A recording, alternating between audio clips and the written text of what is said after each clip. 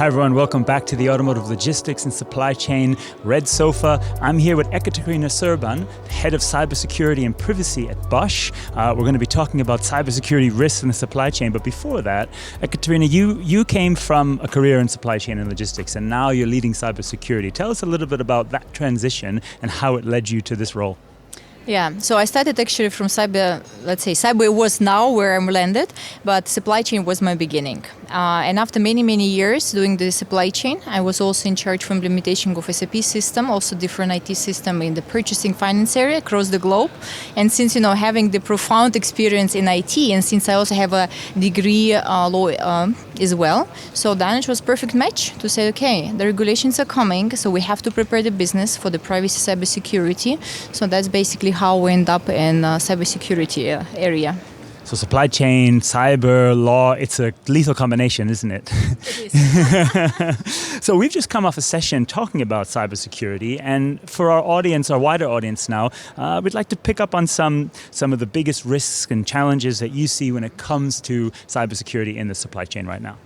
The first thing that for sure it's all our products and the cars are more connected right now, right? So you enter the car, you're fully connected. So this is number one.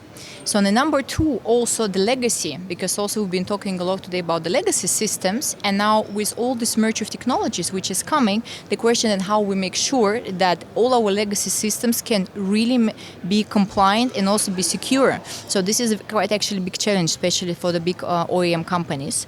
Another thing also the consumers, because they are more and more aware about their privacy, about their regulations which is there, and also it's also that we have to make sure that we have the proper trust and also proper cybersecurity system in place to really make sure that the data of our customers is secure through the whole supply chain. And this is a challenge number 4, what I see, the very complex supply chain. So we have many suppliers, and then you need to make sure that in each and every stage you have the proper cybersecurity measures in place, because at the end of the day, then as OEM you are reliable for your product. Well, and indeed, and as the supply chain is increasingly more connected, as is the vehicle, and of course you're only as strong as your weakest link in the supply chain. So what are some measures that companies like Bosch can take, not just for its own obviously operations, but tier 2, tier 3, upstream, downstream? What are some measures that can be taken to secure them?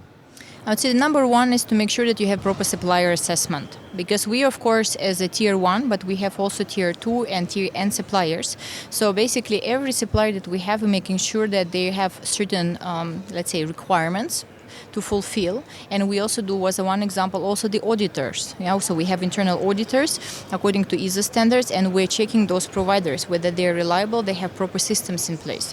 Another part, of course, to ensure that we have right capabilities in the organization, in the end of the day, like cybersecurity, privacy organization, to support, to run all this system as well. So, and this is, of course, companies like Bosch, so big companies, so we pay attention to that, we invest. But it's probably a challenge for the tier 2, tier N suppliers, because they don't have so much power and capabilities to ensure that. So, and of course, that's something that industries also should look. So do not neglect and really invest to have some experts. I'm not saying we need to have huge organization, but you have somebody in your organization who is capable to look in the topics like cybersecurity and privacy. This is very important. Couldn't agree more, and that surely will extend to logistics providers too, everyone, that stakeholders across that. Are there any enablers that we can point to reduce the risk, whether it's technologies or tools, other enablers that can reduce risk in cybersecurity? What I was saying, the question, how can we make sure that we are secured 100%? So you can't be secured 100%, you can hack almost everything. The question is which security systems you have in place, by the end of the day.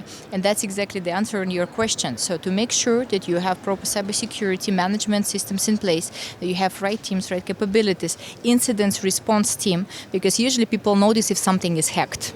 So if you hear somebody is hacked, you start to be aware about that. But we are not recognizing the corporations, the work of the defense team. So the defense team is working to make sure that those attacks are not happening. It's more preventive measures. And I think that's the focus should be, to work on the preventive measures and not let go in such a way that your company or your suppliers, your providers or processes are hacked by the end of the day. And finally, you alluded to some of the regulations that are changing. Just a small hint, I'm sure there are whole teams that need to work on this, but what are some of the things the industry needs to do to prepare for regulations over the next few years, whether there's AI, data management, etc.? Yeah, what we can see in Europe, the next 2 to 3 years, we will be massively, I would say, bombarded with the regulations because technologies are developing, and of course we need certain way to regulate that. Whether it's good or bad, I would not argue right now because you still need somehow to regulate that. And we see that regulations like AI Act, Cybersecurity Resilience Act, so European Data Act, etc., they're coming on our way. So, and it will be impacted by all the connected products. So Bosch is one of those, of course, in the list. So, and then that's one of the reasons why we said we need to really put all the, let's say, expertises together because it's not only cyber.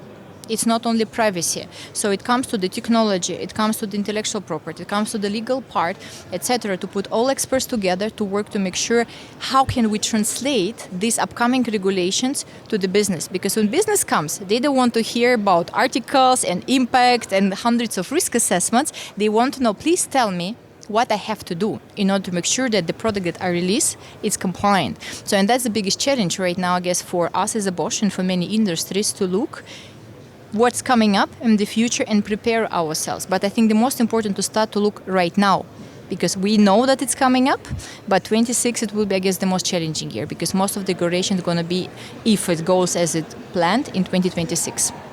So plenty to do to prepare for. At the same time, that digitalization will continue to drive more data and exchange across. And I think the message here is so important and it will resonate. So Ekaterina, thank you so much for sharing these insights and for joining us on the Red Sofa. My pleasure. Thank you very much. Have a great day.